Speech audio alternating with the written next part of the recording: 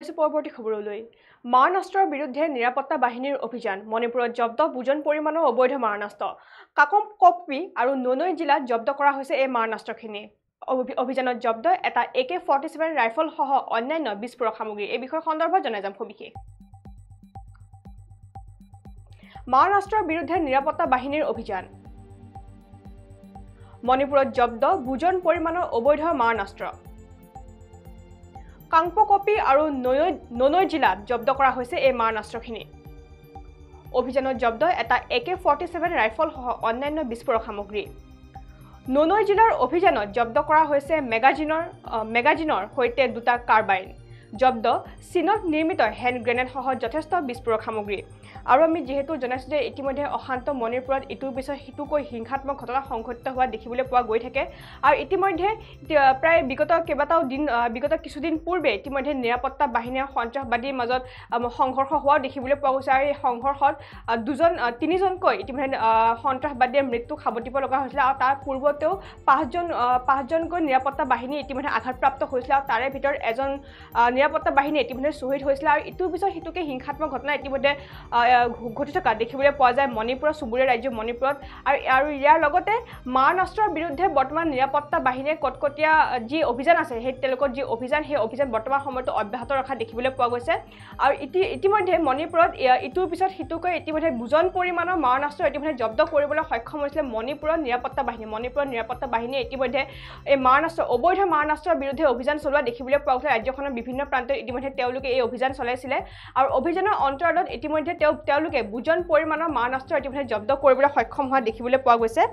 আৰু মণিপুৰৰ কাংপকপি আৰু ননৈ জিলাত পৃথকে অভিযান চলোৱা দেখিবলৈ পোৱা গৈছিল আৰু এই অভিযানত বুজন সংখ্যক অবৈধ মাৰণাস্ত্ৰ জব্দ কৰিবলৈ ইতিমধ্যে সক্ষম হৈছে অসম ৰাইফলছ আৰু আৰক্ষী অসম ৰাইফলছ আৰু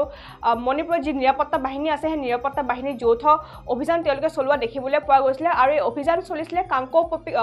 কাংপকপি আৰু ননৈ জিলাত এই দুটা স্থানত পৃথকে তেওঁলোকে অভিযান চলাইছিলে আৰু অভিযানৰ বহুতো বুজন পৰিমাণৰ ইতিমধ্যে মাৰণাস্ত্ৰ তেওঁলোকে জব্দ কৰিবলৈ সক্ষম হোৱা দেখিবলৈ পোৱা গৈছে আৰু নিৰাপত্তা বাহিনীয়ে কাংপকপি জিলাৰ পাহাৰীয়া এলেকা অভিযানত জব্দ কৰিছে AK-47 ৰাইফলছ এটা 7.62 পিষ্টল এটা 9mm কাৰ্বাইন দুটা MM পিষ্টল এটা 4mm পিষ্টল দুটা ID সহ অন্যান্য বিস্ফোৰক সামগ্ৰী অৰ্থাৎ বুজন পৰিমাণৰ বিস্ফোৰক সামগ্ৰী ইতিমধ্যে জব্দ কৰা দেখিবলৈ পোৱা গৈছে যেহেতু পৃথকে অভিযান চলোৱা দেখিবলৈ পোৱা গৈছিলে আৰু অসম ৰাইফলছ আৰু মণিপুৰৰ যি নিৰাপত্তা বাহিনী আছে তেওঁলোকৰ যৌথ অভিযানৰ এই অভিযান চলোৱা দেখিবলৈ পোৱা গৈছিল আৰু এই অভিযান চলিছিলে কাংপকপি আৰু ননৈ জিলাত এই দুখন ঠাইত ইতিমধ্যে এই অভিযান চলোৱা দেখিবলৈ পোৱা গৈছিল পৃথকে আৰু ইতিমধ্যে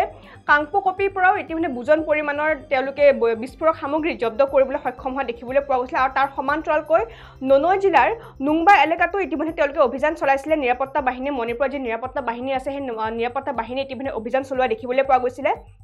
আৰু এই অভিযানৰ নিৰাপত্তা বাহিনীয়ে জব্দ কৰিবলৈ সক্ষম হৈছে মেগাজিনৰ সৈতে দুটা কাৰ্বাইন মেচিন গান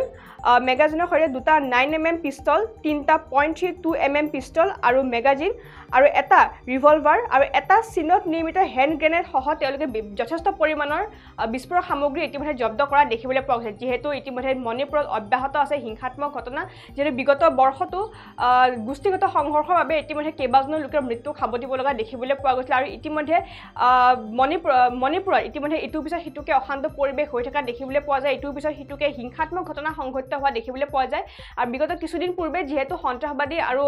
উগ্ৰপন্থী আৰু মণিপুৰৰ যি নিৰাপত্তা বাহিনী আছে তেওঁলোকৰ মাজত সংঘৰ্ষ হোৱা দেখিবলৈ পোৱা গৈছিল আৰু এই সংঘৰ্ষত তিনিজনকৈ সন্ত্ৰাসবাদী ইতিমধ্যে মৃত্যু খাবতিব লগা হৈছে আৰু তাৰ পিছতেও এতিয়া মাৰণাস্ত্ৰৰ বিৰুদ্ধে অভিযান চলোৱা দেখিবলৈ পোৱা গৈছে মণিপুৰৰ যি নিৰাপত্তা বাহিনী আছে নিৰাপত্তা বাহিনীয়ে ইতিমধ্যে মাৰণাস্ত্ৰৰ বিৰুদ্ধে অভিযান চলোৱা দেখিবলৈ পোৱা গৈছিলে আৰু মণিপুৰত ইতিমধ্যে বুজন পৰিমাণৰ মাৰণাস্ত্ৰ জব্দ কৰিবলৈ সক্ষম হৈছে অসম ৰাইফলছ আৰু মণিপুৰৰ নিৰাপত্তা বাহিনীয়ে আৰু ইতিমধ্যে জব্দ কৰা হৈছে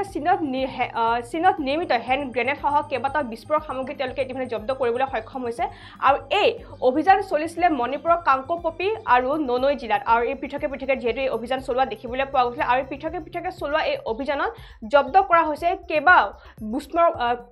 বুজন পৰিমাণৰ কেইবাটাও বিস্ফোৰক সামগ্ৰী